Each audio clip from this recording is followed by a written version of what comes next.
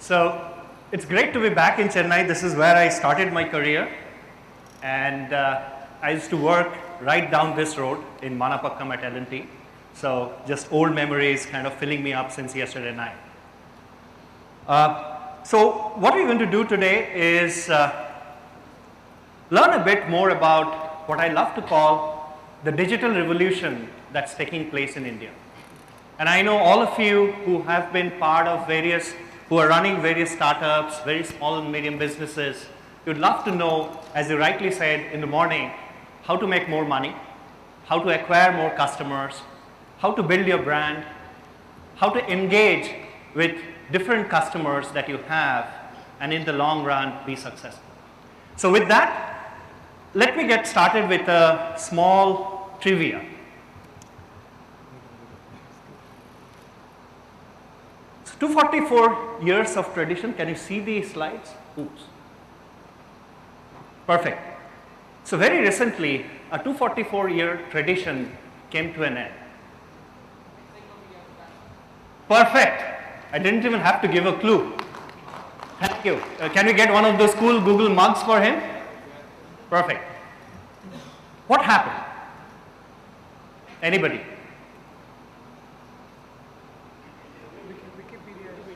Sorry? Stopped printing. They went online. Sorry? Yeah. So encyclopedia, as children, I always aspired to get this entire set sometime in my life. It never happened. And today, that opportunity doesn't exist because everything is online. But fundamentally, what you see is a shift in the user behavior. For information, for knowledge, people are no longer referring to books. Those of you who have children, you see that how difficult it is to get children off the internet and onto the books, right? But what happened to Encyclopedia Britannica when they stopped the print production is basically, what we call as the Wikipedia revolution, or what we call as, what they called as the internet fad. But this fundamental shift is happening everywhere. It's happening in India. It's happening with businesses like yours. And that is where events like G-Day will help us or equip you to take advantage of the digital revolution. Let's understand a bit more about what's happening with the internet user base across the globe. So today we are talking about 2 billion internet users globally. And if you see the projections by 2015, 40% of the world population would be online. And who would drive this shift to like 40% online? It is the emerging markets. Emerging markets like India. Today, if you see the developed markets, they might be constituting around 2/3 of the global population that's online. But by 2015, it will be almost like 50% of users would be from the emerging economies. And as an Indian, I feel really, really enthralled that this is a great leveler. This is a great leveler between developing and developed economies. The power of information is spreading across. Now today as an SMB in Chennai, you can access international markets through the internet. That opportunity was not there 10 years back. That's the great leveling that's happening globally. Let's focus a bit more on what's happening in the India internet market. So today we're talking about 120 million users. Is it news to anybody? 120 million users? What's the population of India? 1.1 billion. Sorry? 1.1 billion, 1.2 billion. So if one way to look at it is, it's still small. 10% of the Indian population is online. But the way we look at it from Google and maybe mostly from the different online companies that are there in India is, many of you have heard about this Nielsen survey, which surveys and segregates the consumer across India. So we talk about the Seke Segpi category, which is the consuming class. These are the people who are driving the so-called upwardly mobile middle class, who are spending money, who are buying cars, who are going to the malls, who are shopping. Now that Seke population is close to 260 million.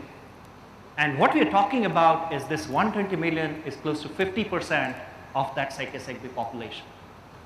Right? So you have an access to 50% of the consuming class in India already. And by very conservative estimates, we expect this to be 300 million by 2015. India is already, in terms of just size, the third largest internet user base in the world after US and China. We're talking about 70 million mobile internet users. And this, like 3 years back, was almost close to zero. 1/3 of these folks, 120 million, spend their media time on the internet. If they're consuming media, 1/3 of their time goes on the internet. And we expect the e-commerce industry to be close to 4,000 crores by 2015. But that's not all. India is a very, very young population.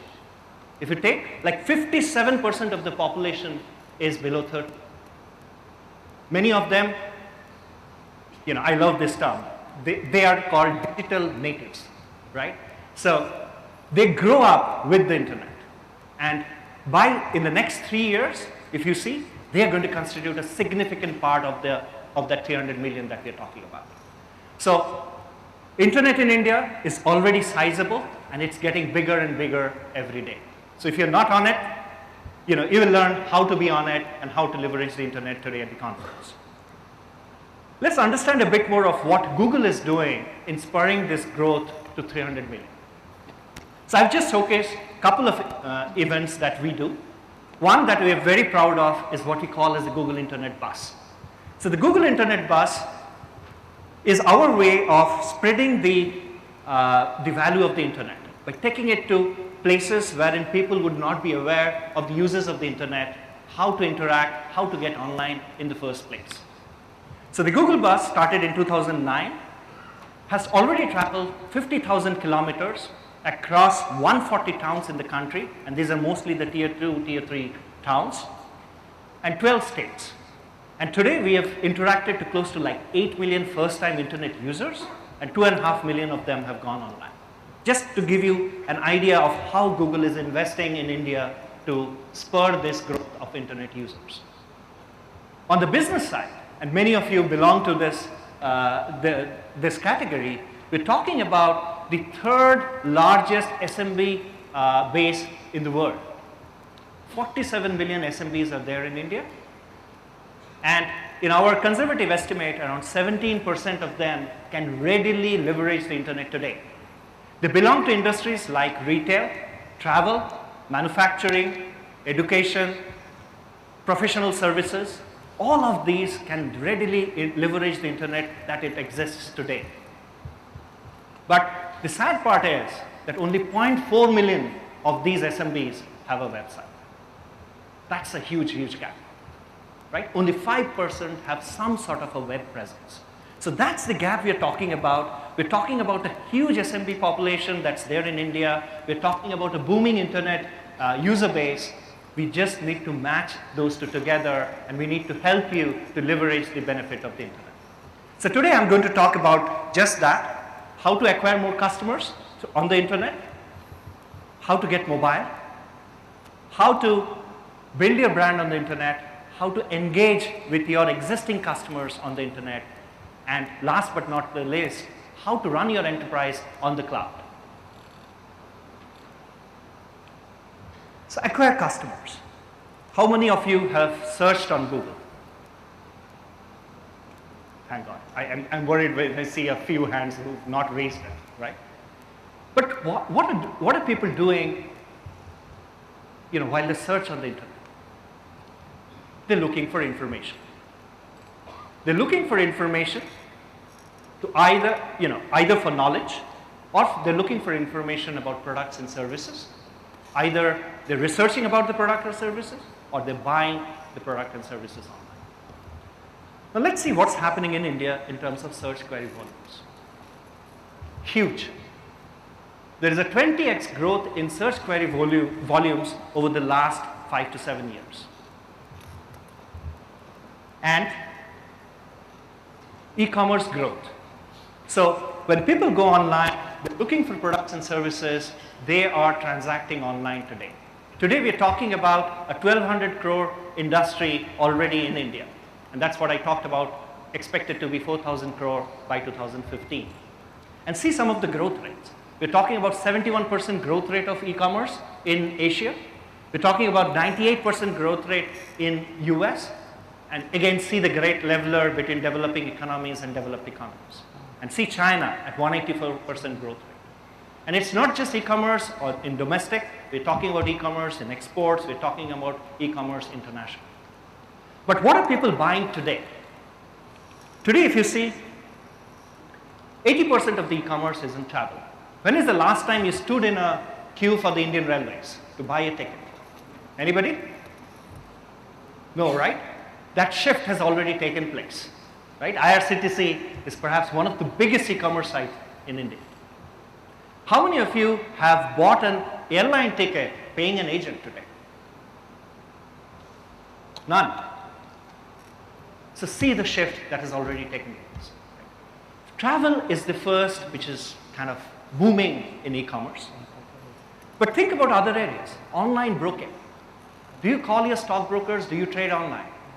Mobile banking, online banking. How many of you, go to submit checks or make transactions by standing at the teller counter? It's all shifted. And this is more and more going to happen. Yes, you still might not have seen the huge boom in buying products or buying refrigerators and TVs yet, but those are just shape of things to come. How many of you have bought books online?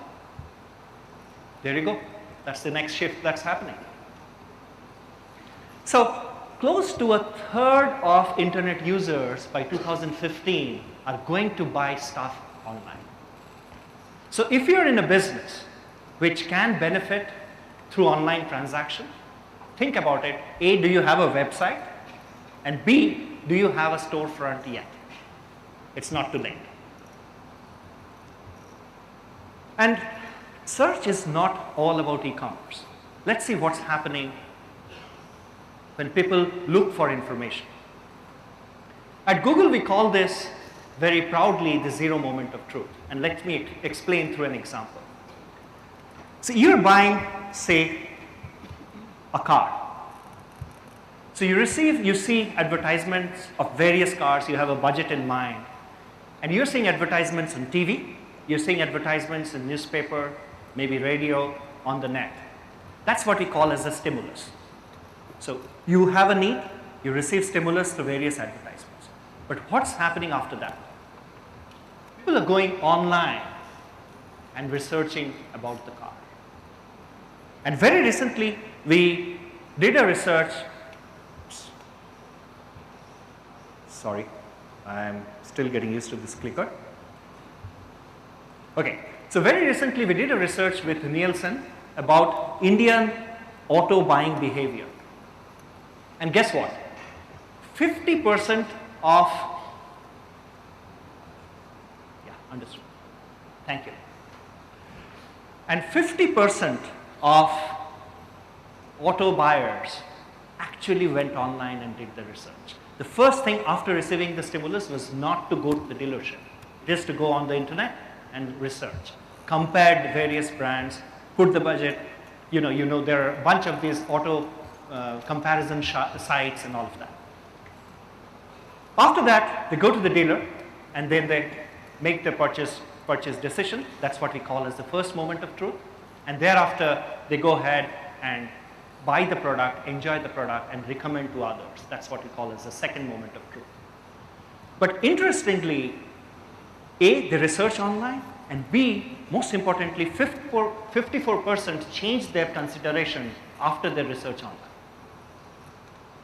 Now, if you're in a business wherein people are researching about your product online, even if you are not an e-commerce site, it's very, very critical for you to be there when your potential customers are researching about your product. If you're not there, maybe the other competitors who are there on the web would influence the consumer choice.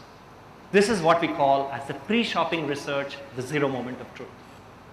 So that's the two main principal ways in which search is influencing your, potentially can help you get more customers. Let's move on to a very exciting area. How do you acquire even more customers? And we're talking about mobile. So today we're talking about 70 million mobile users, mobile internet users, not mobile users. And we're expecting this number to be 132 million by end of this year. See the growth. Yeah. Give an example of the 50 and 54% like change in buying criteria. Example? Yeah. Okay. So let me just go back to the slide. Thank you. Yeah. So when you receive, so you have a budget in mind and you research online, and 50% of the auto buyers research online before moving on to the dealership. So we surveyed across, say, 8 top metros, across various brands, across various dealerships. And when we asked the buyer who is moving into the shop, did you research online before getting into the shop? 50% of them did that before.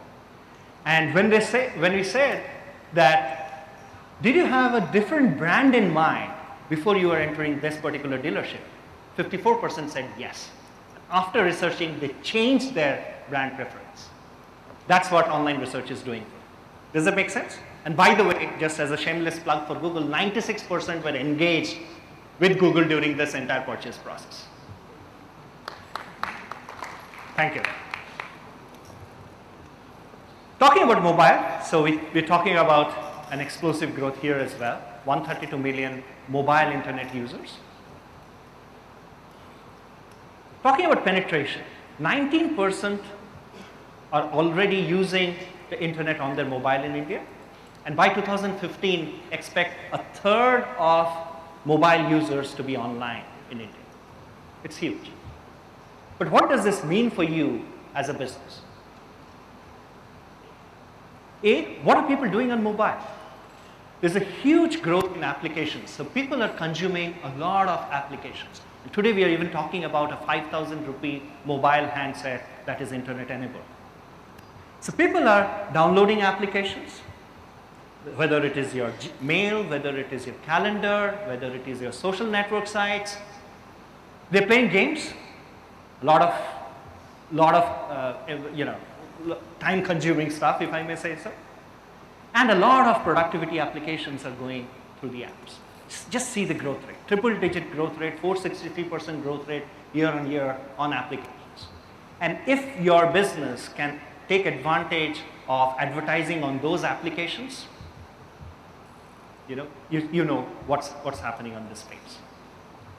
But second, more importantly, people are searching on mobile. Especially, let's take the case of local businesses. So today, almost 50% of the users are visiting, they're searching and visiting an online website through their mobile. So if you're a restaurant and people are searching about a particular cuisine, say, yesterday I went to Murugan, Italy, for example. So if you're searching for South Indian food, there are recommendations that are coming up which are nearer to you. And if you're not there, if you don't have a mobile website, you're losing out on traffic. 40% of them are calling the business or the service provider today in India after searching on mobile. And 30% of them are transacting, are buying stuff on mobile. So that's the mobile revolution we are talking about. We are at an early stage at 70 million, but just think what that would be when we're talking about a 300 million internet user base in India. So as they say, it's not late to be early on mobile, especially if you're a local business. Please get onto mobile, have your mobile website enabled today. Next, build your brand. Now, who said brand building is only the game of the big players? You don't need to be a big player to just build your brand. And today, what I'm going to share with you is how smaller players, niche players are going to build brand on the internet. You've seen this transition of media over the last centuries, couple of centuries. In 1856, it was the newspaper which was invented. In 1919, we're talking about radio. In 1950, we're talking about broadcast TV. 1980, and see the difference in number of years. In 1980, we're talking about cable TV. 2000-ish, we're talking about internet and search getting more and more popular. But 2010 onwards, what we're talking about is online video. And there is a significant shift that's taking place on way people are consuming media today. Let's see some numbers here. We're talking about YouTube. We're seeing a phenomenal growth of YouTube in India. And who said that we are restricted by bandwidth? We're talking about 33 million unique users in that 120 million. 33 million unique users consuming YouTube today. And how much do they spend? They spend close to 51 hours in a month viewing YouTube. How many hours we work in a month? 160, 170, the hardworking person, maybe 200 hours a month, right? And 51 hours on YouTube. Think about the shift that's taking place. And bandwidth prices are coming down, accessibility is going up, this number is just going to go up.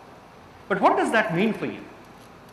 What it means for you is, if you are in a business wherein you can engage with your customer, you can drive more sales, you can build your brand, especially if you are, say, in manufacturing and you have to explain the product features and stuff like that. Do you have your YouTube video yet? Do you have your YouTube channel? And those are all for free. So get on YouTube, create the online channel, the YouTube channel, and start engaging with your customers. Another interesting fact, YouTube is the #2 most popular search site after Google. So people are going there and searching for information. So again, that's wherein you can engage with your customers. And last but not the least, today YouTube is the 11th biggest channel if I were to compare various channels across TV.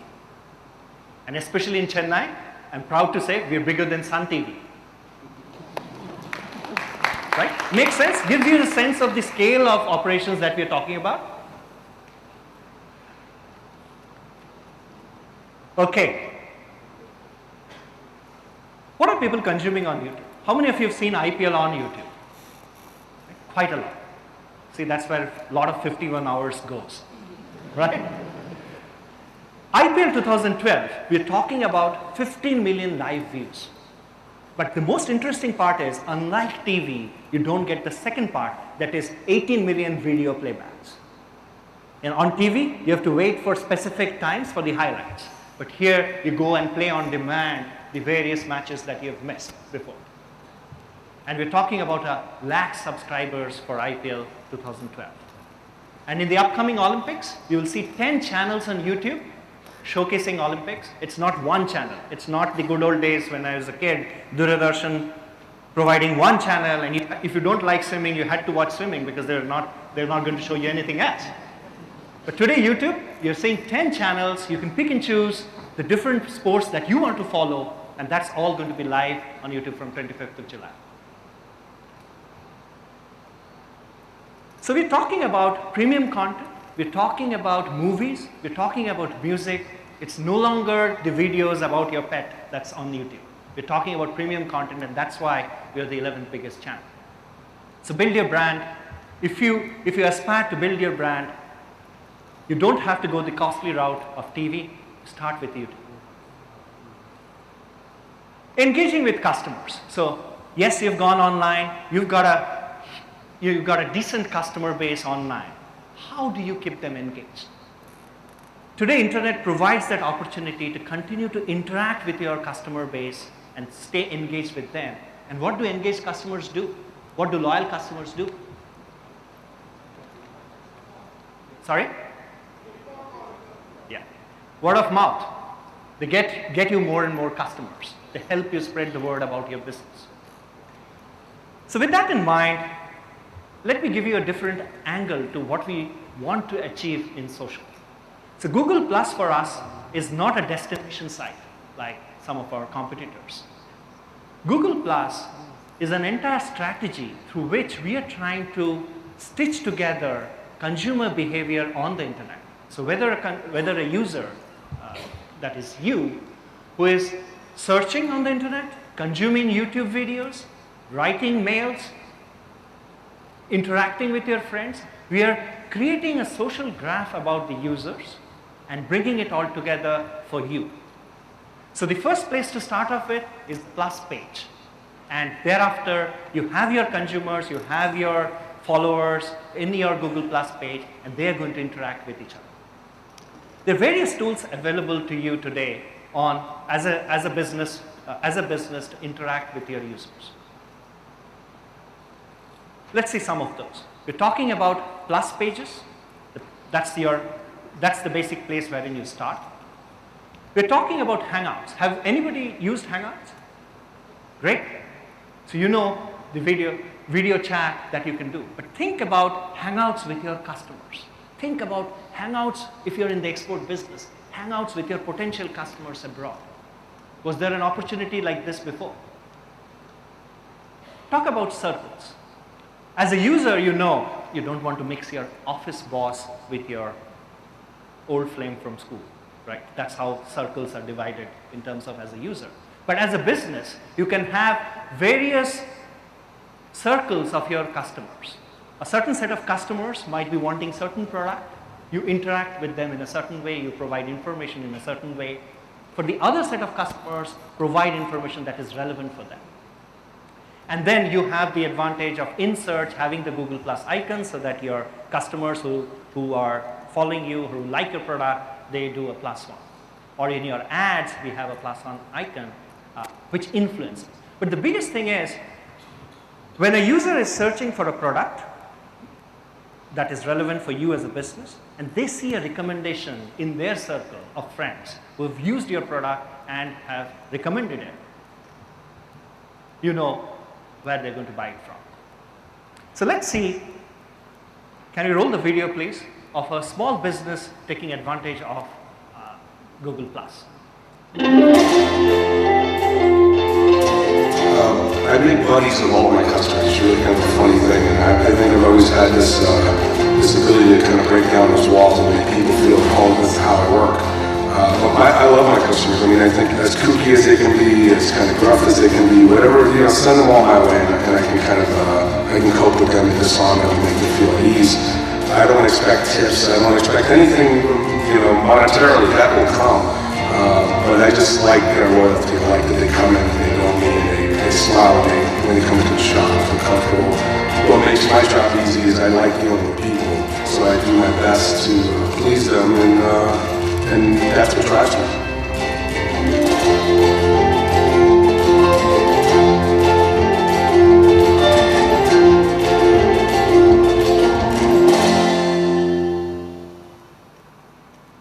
So at the center of Google Plus is people. It's people like you, it's businesses like you, it's consumers like you.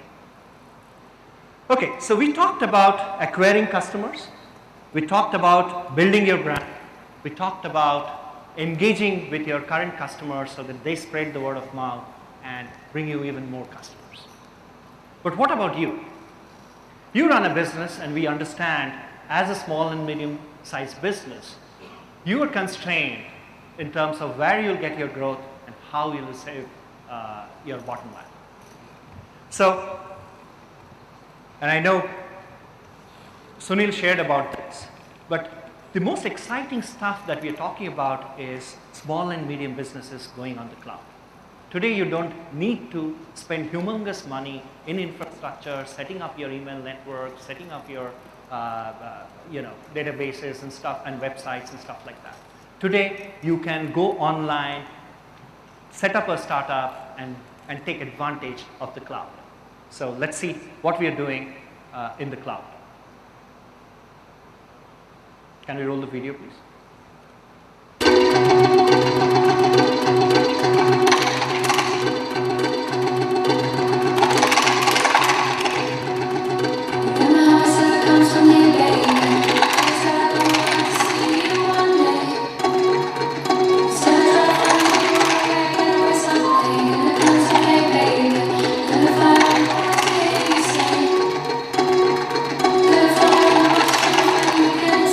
Everybody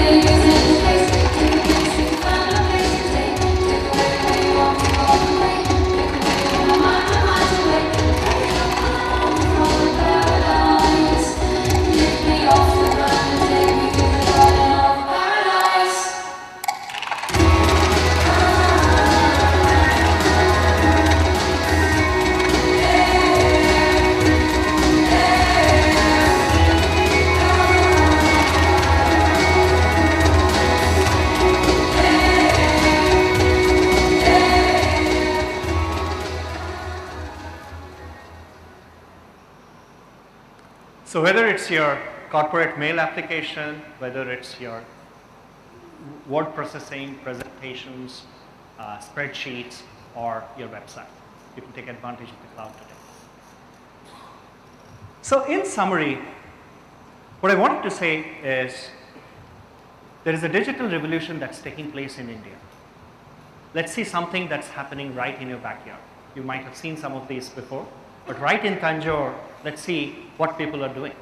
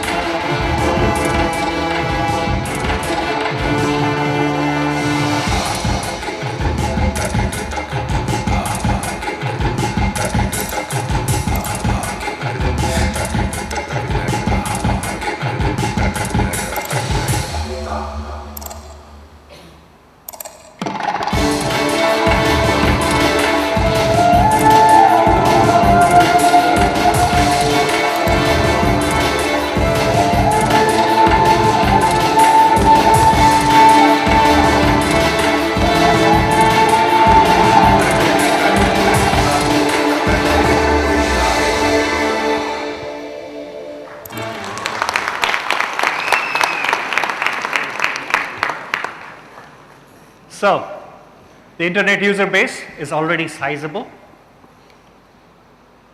As a business, you can acquire customers, you can build your brand, you can engage with consumers through the internet. Learn more about it at the conference today.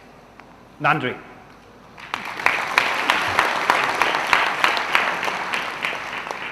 We have time for a couple of questions. It's okay. So, if you have any questions, maybe a couple of them, I'm happy to take them. Please, there are some mics here. If you can just walk up to the mic.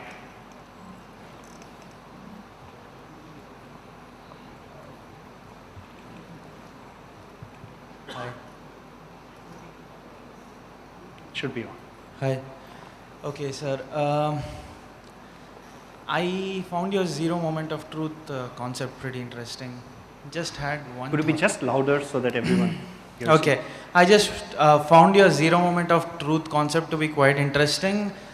I was thinking about something and I wanted to know your thoughts on that. Is there any sort of internet police which can actually moderate anybody's attempt to sabotage a business? Let's say I am a competitor and I don't want my other competitor to succeed. I go and sabotage his reputation on Google Plus saying don't buy from here. And when a consumer is at zero moment of truth, he actually does some research and I lose that customer. So what are your thoughts on that, and is it a valid question first of all? I mean, yeah, I understand your worry. And even before we get on to Google Plus and stuff like that, which are emerging, what we're talking about is broadly what we call as spam. So today, for example, if you provide, if you have ads on Google, your competitor can go and click and keep clicking on it, what we call as popularly as click fraud and stuff like that. So things like that, we have sophisticated mechanisms in place to see the trends, to see user behavior, wherein we are always alert in terms of seeing wherein such spikes happen, and we take corrective actions. And similar stuff are in place for Google Plus as well.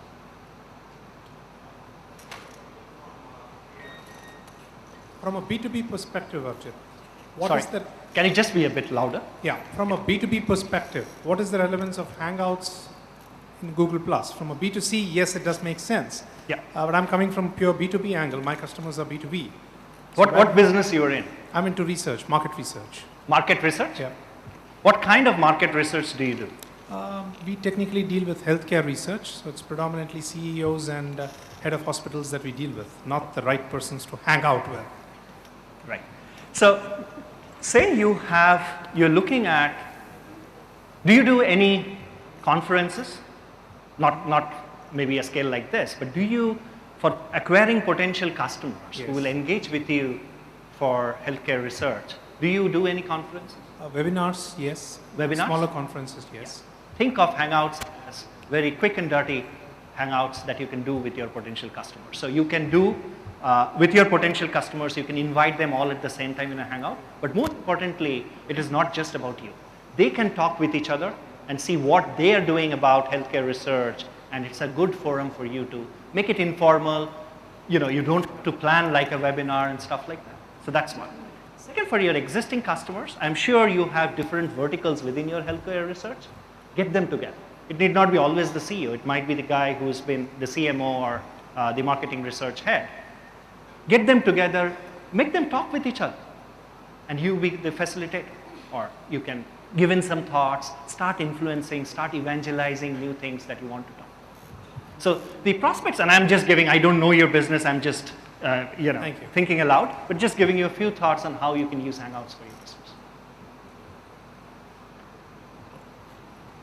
Maybe a last question? Yeah. Hi, I'm Shivram. I just wanted to know, like, there will be different types of people who do a business. There may be a business which may be doing a 1 lakh. There may be a business which may be doing a 10 lakhs turnover. Do you have any suggestions, like how much of the money need to be spent on, particularly like online social media marketing? Any percentage or any sort of a guidelines which you recommend? Again, the next part is if you decide or if you recommend, maybe you have to spend some 20,000 across. Do you have anything saying like, okay, start with a small thing and then how to grow next? I mean, again, spending wisely is what, do you have anything? Particularly, there will be a lot of people who doesn't know about social media marketing and IT, and if they end up spending most of the money on something which is not relevant, they may shy away. Internet is all about spending wisely. Unfortunately, you won't have a silver bullet of saying X amount of money for you. What you need to understand is what business you're in, what are your potential customers look like, and how much time really they're spending on the internet. And my classic suggestion to all businesses have been that depending upon your customers, take that call. If you're in a business wherein hardly there are any customers who are online, perhaps you're ahead of your times. But if there are consumers who are spending the time online and you can bring them into your fold, then we start thinking about what to start off as a starting spend. And thereafter, it's all about iteration.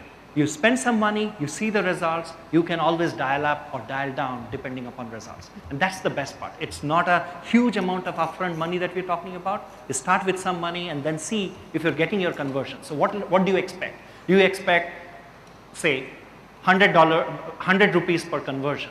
Do you expect one lead which will convert and I'm ready to pay 1,000 rupees for that? Depending upon your business, different businesses will have different value for the leads that they're talking about.